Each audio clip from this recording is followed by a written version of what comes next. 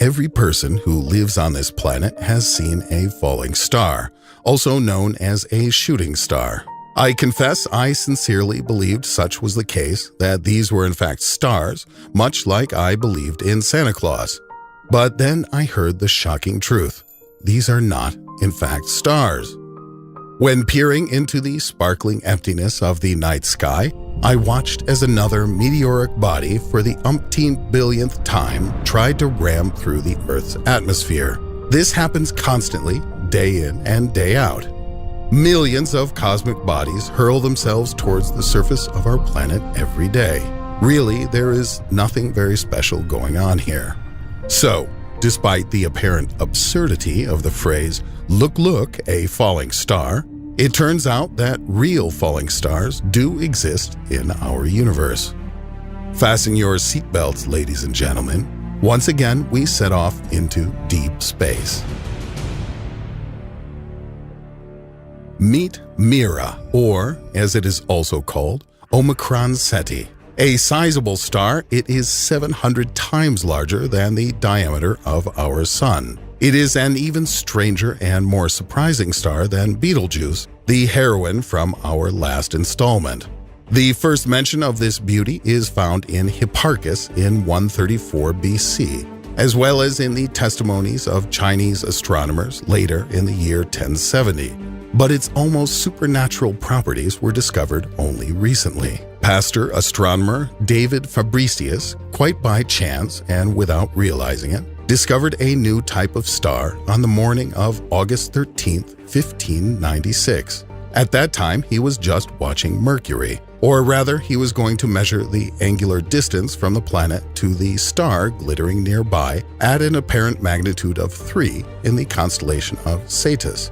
Interestingly, he had never come across it before, and it was also notably absent from all the stellar maps and globes. Though of course, maps and globes were not as accurate in ye olden days, and the disregard for some not very bright star was commonplace. Fabricius began to keep an eye on the stranger, and lo and behold, its brilliance grew right up to a magnitude of 2, and it became the brightest star in its constellation by the end of that August. But then in September, the star faded, and by mid-October, it had disappeared completely. In full confidence that this was a different new star, Fabricius stopped observing. But to his great surprise, he came across this mysterious traveler 13 years later on February 15, 1609. But to be fair, astronomer Johann Bayer managed to notice it about 6 years before this in 1603. He entered the data into his famous star atlas, but had not yet suspected the super properties of his find. By the way, by that time, the star had already reached a stellar magnitude of 4. Various astronomers from around the world began to closely monitor Omicron Ceti for the next several decades. So, for example, the Polish astronomer Jan Hevelius, who observed the stellar body from 1659 to 1682, called it Mira, which is from Latin and translates as amazing. And he was absolutely right. This star is amazing. Usually, it is so dim that it is quite difficult to see with even a small amateur telescope. But due to its peculiarity, it becomes the brightest star in the constellation Cetus at certain times, the so-called peaks. Then it fades again and becomes almost invisible. And then again and again and again, everything repeats. Scientists finally, by the middle of the 17th century, established that this miracle represented a new type of variable star with a very long period of brightness and a very large amplitude. To put it simply, Mira is a star that constantly changes its brightness, but it happens with a fair bit of irregularity. The glitter of a star, for those who do not know, is its apparent stellar magnitude, the same as luminosity, or even simpler, brightness. Using the astronomical scale, smaller numbers are brighter. The brightness of Mira increases 3.5 times in just 332 days, from a brightness of magnitude 10, when it is almost invisible in a telescope, up to a magnitude of 2, when it becomes the brightest in its constellation. As I said, there is no pattern to her behavior. As a matter of fact, the period and range of brightness changes and is completely unstable. One time, Omicron Ceti went from the relatively dark 9th magnitude and then increased to the 5th and then back again. Another time, she faded to the 10th magnitude, but then shot up to her maximum brightest magnitude of 2. As you can see, the fluctuations in luminosity are simply immense. But what does all this mean? The luminosity of Omicron Ceti, aka Mira, at the minimum of its brightness almost corresponds or is even slightly less than the luminosity of our Sun. That means then that at the maximum, the brightness of Mira will surpass that of our Sun by 700 times, and sometimes by as much as 1,500 times the brightness of our Sun. The whole point of this is this.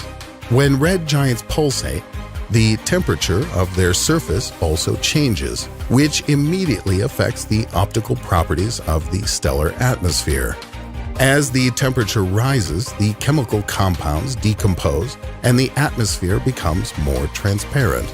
Also, a considerable role is taken by hot hydrogen masses, which erupt into the atmosphere during the periods of maximum brightness and further increase the brightness of the star. At least this is the most plausible explanation which I've managed to unearth of the amazing changes that regularly occur with Mira Ceti. And still, there is something more. Scientists noticed in 1919 that a second spectrum was superimposed over the Mira spectrum, and it belongs to a very, very hot white star.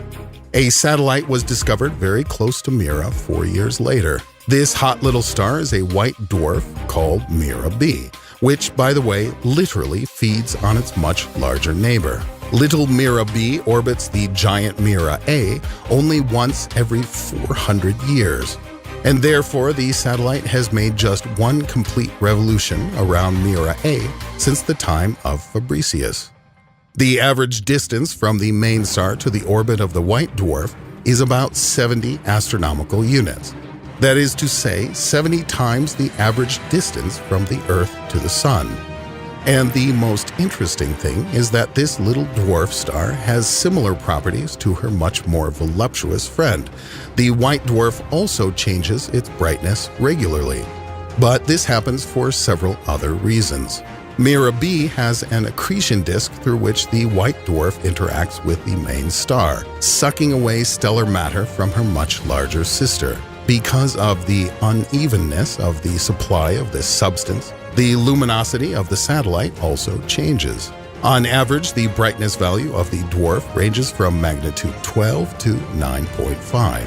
It should be noted that the measurement of changes in brightness in stars of this type is a monumental amount of astronomical work. Just imagine, in order to obtain the amplitude of oscillations of the luminosity of a star for a period of 13 years, scientists need to take into account and superimpose all the fluctuations in the brightness of the star during this period. And their duration, by the way, is measured in minutes. And finally, we come to our last couple of delicious tidbits. The Galaxy Evolution Explorer satellite, also known as the GALEX, is an orbiting ultraviolet space telescope launched in 2003. The GALEX discovered a tail of matter stripped from the outer sphere of Mira A, like that from a comet, a gigantic tail of material the length of which is about 13 light years. So that you understand how long this really is, the distance from our Sun to the closest star is about 4 light years. That's a mighty long tail. Most of the stars in our galaxy slowly rotate around its center, moving about the same speed and in the same direction as the interstellar gas. In contrast to this, Mira is shooting through the galactic gas clouds at a speed of 130 kilometers a second. As a result, the matter thrown out by Mira is simply blown back, forming a bow wave tail of compressed gas. As calculations show, every 10 years, the star drops a mass equivalent to that of the entire Earth. To form such a tail, the star has taken at least 30,000 years. Oh, how I would like to see something like this up close. It is a pity that I would need to be a god to make it happen. A gigantic swelling located in front of the star is clearly visible in these pictures from the Galex telescope. This is the region of the shock wave.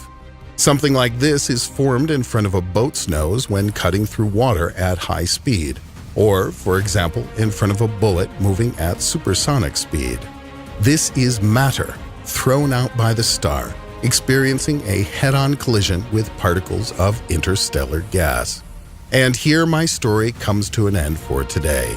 In conclusion, I should like to add that currently we have discovered more than 46,000 such variable stars in the Milky Way, and about 10,000 in other galaxies.